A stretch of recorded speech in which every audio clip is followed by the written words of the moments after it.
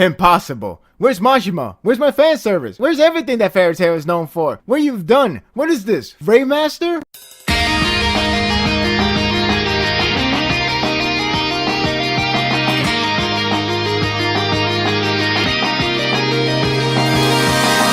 No, seriously, where did Mashima go? This chapter is rather more in line of when someone puts more effort in it. It's not to say that it's a mind-blowing chapter, but it's more suited enough to enjoy without the thought of frustration. Well, there will be people out there to continue to bash and rant.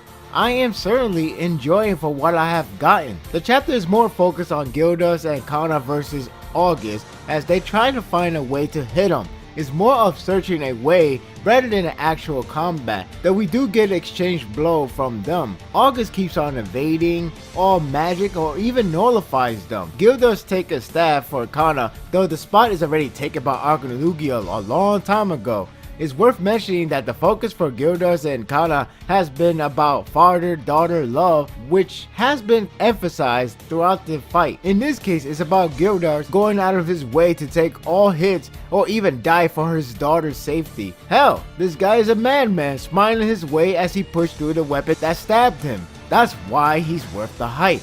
The theme for two conflicting scenarios is the parent-child love. We have seen Gildas and Kana deeply care for each other, even if their words of exchange say otherwise. On the other hand, Zera gives no love for his own son Larcade. I mean, that is his son, right? Well, that's where we get a twist that I wasn't sure of it until the end of the chapter. It turns out that Larcade is demon from the book of Zeref. At that point, I didn't think much of it because not only Zeref has gone crazy, but we just saw a flashback that reassured that he is his son. I'm not sure if that's the ploy by Mashima to make us confused, but if it was, job well done. Even so, the cruelty by Zeref is actually staggering. His reaction shifts many times the more we see him. Seriously, I waited for a character like this and we are now getting him. Better late than never. That shift to happiness is frightening. Mashima, where have you been?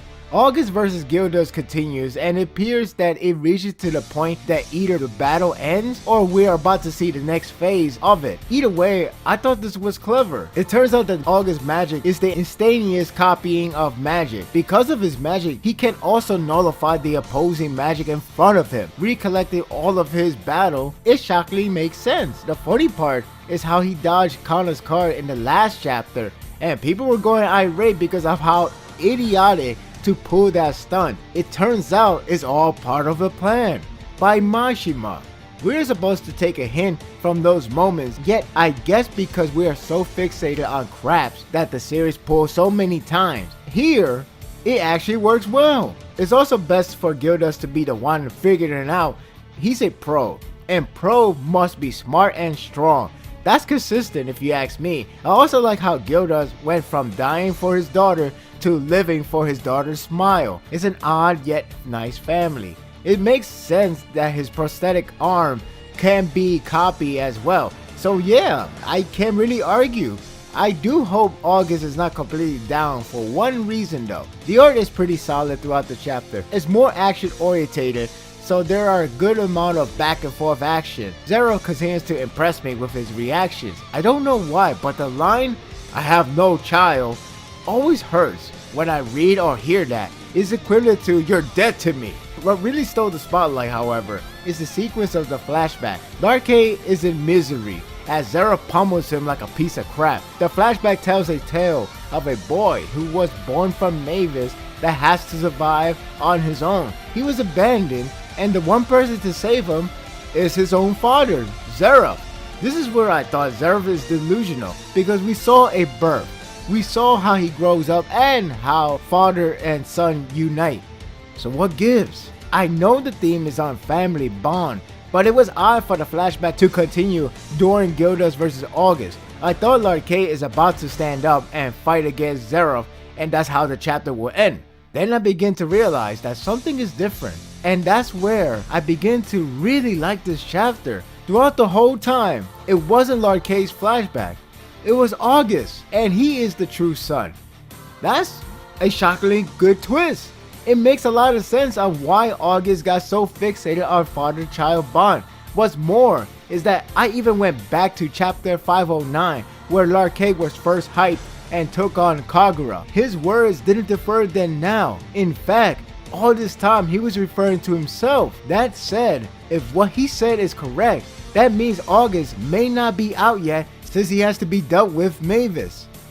Mashima, who are you? Say what you want, but Fairy Tail is at least trying to get his groove back and end on a good note. The chapter continues the good trend and many more to come after. It has a nice action, more aggravating scenes with Zeroth, and a good twist to end on. Hopefully August isn't done yet, because after that, Mashima has to capitalize this. This is too good to pass along. I'm giving this chapter an 8.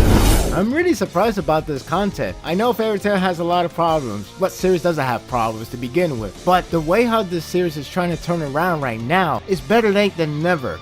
At least, even if the overall doesn't change your mind that if it's a good series, a bad series, whatever series, at least it's trying to end on a good note, more so than having a bad note throughout the entire war arc. Could you imagine to end everything in a miserable manner? Granted, it's not exactly the end yet. I can see that this series is really trying to capitalize on a lot of things to make it work in a very profound way. What are your thoughts of this chapter? Do you think August is already taken out? I hope not, because after that part, he has to continue to fight on. Really, the fight should continue a little bit longer, especially the fact that he is the son of Zero. I don't know where that direction will go from there, but I really like the twist itself, because all this time I was too focused on Larkay, when in reality, when you look back, everything was always vague from the very beginning. It was just Larkay that he felt like he is the son, just because he has the last name. So this all really makes a lot of sense. I'm really shocked. And that would do it for today's review. I hope you enjoyed this one. If you like this and want more of this, subscribe to my channel and my world will be yours to stay. Until next time, take care.